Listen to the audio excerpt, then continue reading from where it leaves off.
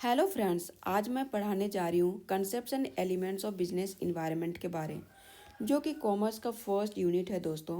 और आप अगर जेट और नेट का प्रिपरेशन कर रहे हो तो ये वीडियो आपके लिए बहुत ही महत्वपूर्ण होगी। तो फर्स्ट चैप्टर को हम डिस्कस करते हैं, बिजनेस इन्वायरमेंट क्या होती है। तो फ्रेंड्स, बिजनेस इन्वायरमेंट क्या होती है, ये क्या डिफाइन करती है, इंटरनल और एक्सटर्नल फैक्टर्स में जो बिजनेस में अफेक्ट होती है उसको डिफाइन करती है, ठीक है। और ये दीज फैक्टर्स आर इंटरकनेक्टेड। ये क्या होती है दोस्तों, एक दूसरे से इंटरकनेक्टेड होती है, इंटरनल और एक्सटर्नल फैक्टर्स से। अगर एक्सटर्नल फैक्टर्स में कुछ चेंजेस होती है तो एक्सटर्नल फैक्टर्स में भी वो चेंज आ जाती है, ठीक है। तो इसको क्या बोला जाता है, बिजनेस इन्वायरमेंट।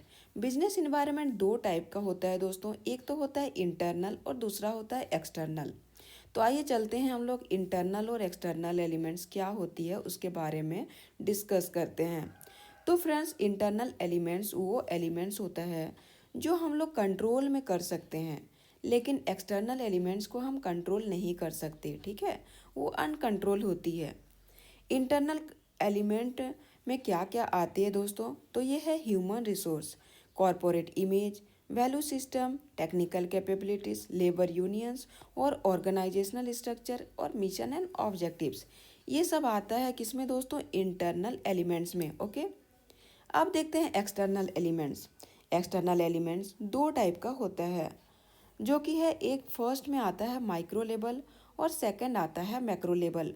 दोस्तों, माइक्रो लेवल में आता है customers, competitors, suppliers, society.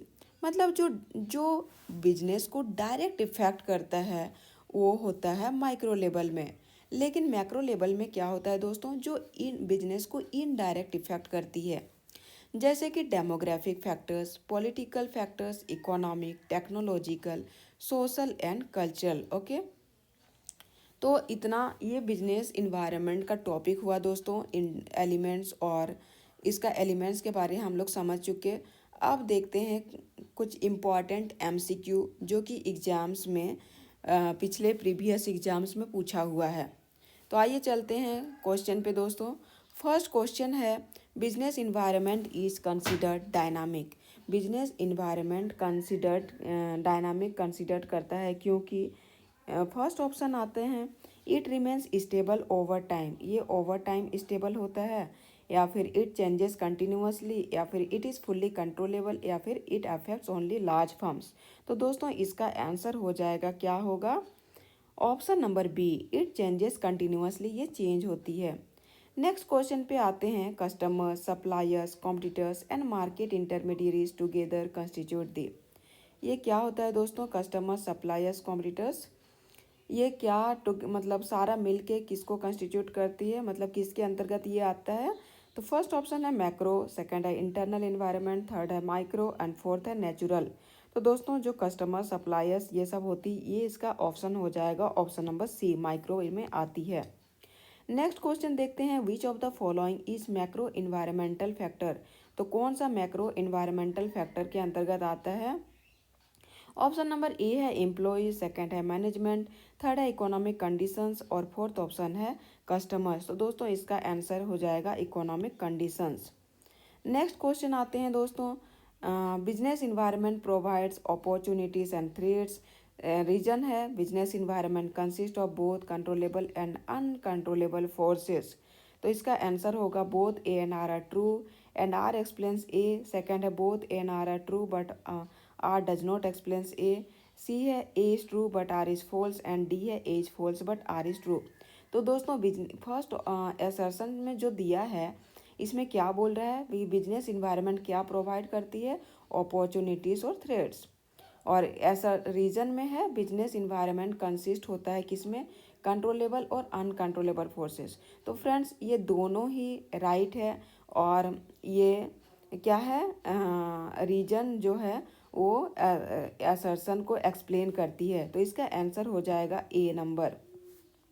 Next question पे आते हैं, क्वेश्चन नंबर 6 पे, organisational culture and company philosophy are part of. तो ऑर्गेनाइजेशनल कल्चर और कंपनी क्या मतलब किस के अंतर्गत आता है दोस्तों। फर्स्ट है एक्सटर्नल इन्वायरमेंट, सेकंड है मैक्रो, थर्ड है माइक्रो एंड फोर्थ है इंटरनल इन्वायरमेंट। तो दोस्तों इसका आंसर हो जाएगा इंटरनल इन्वायरमेंट। अब आते हैं नेक्स्ट क्वेश्चन पे। The macro environment is also refer to as the. Macro environment किस में रेफर कर सकता है? फर्स्ट ऑप्शन है टास्क इन्वायरमेंट, सेकंड है कॉम्पिटिटिव इन्वायरमेंट, थर्ड है जनरल इन्वायरमेंट और फोर्थ में आते हैं ऑपरेटिंग इन्वायरमेंट पे। तो दोस्तों इसका आंसर हो जाएगा general environment. Next question, question number 8 पे आते हैं। Which of the following is not included in the micro environment. तो इनमें से कौन सा माइक्रो इन्वायरमेंट के अंतर्गत नहीं आता है? ऑप्शन नंबर ए में है कस्टमर, सेकंड है सप्लायर्स, थर्ड है कॉम्पिटिटर्स एंड फोर्थ है इकोनॉमिक पॉलिसी। तो दोस्तों इसका आंसर हो जाएगा इकोनॉमिक पॉलिसी। नेक्स्ट क्वेश्चन है change in technology influencing production methods belongs to. तो इसमें क्या टेक्नोलॉजी इन्फ्लुएंसिंग प्रोडक्शन किस में बिलोंग करती है दोस्तों, किस में आता है? फर्स्ट है इंटरनल में, सेकंड है माइक्रो, थर्ड है मैक्रो एंड फोर्थ है टास्क इन्वायरमेंट।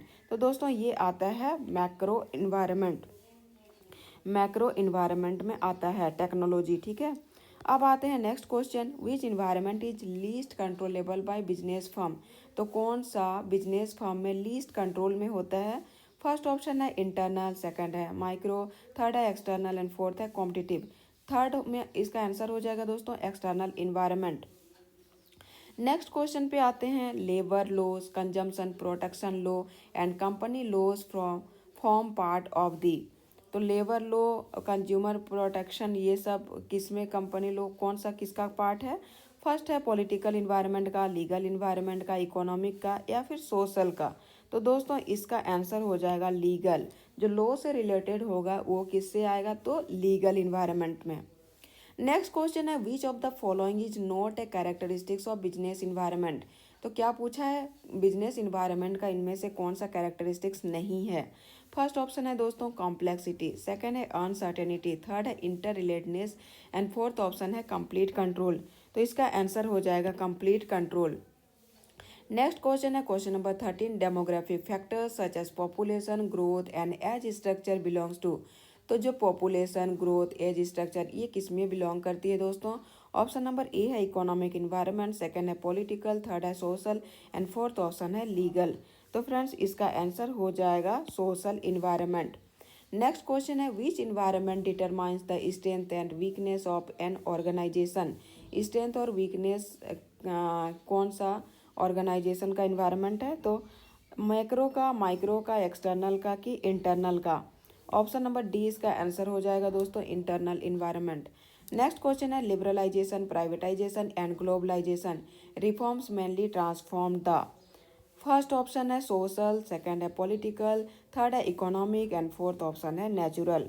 तो इसका आंसर हो जाएगा दोस्तों इकोनॉमिक इन्वायरमेंट। तो फ्रेंड्स आज के लिए इतना ही। अगर आप जेट का प्रिपरेशन कर रहे हो तो मेरे चैनल को ज़रूर सब्सक्राइब कीजिए। मैं एक एक यूनिट को अच्छे से डिस्कस करूँगी दोस्तों, और उसका एमसीक्यू साथ में कराते जाऊँगी। तो अगर आप जेट कॉमर्स का प्रिपरेशन कर रहे हो तो मेरे चैनल को ज़रूर से ज़रूर सब्सक्राइब कीजिए। ओके फ्रेंड्स आज के लिए इतना ही। Thank you.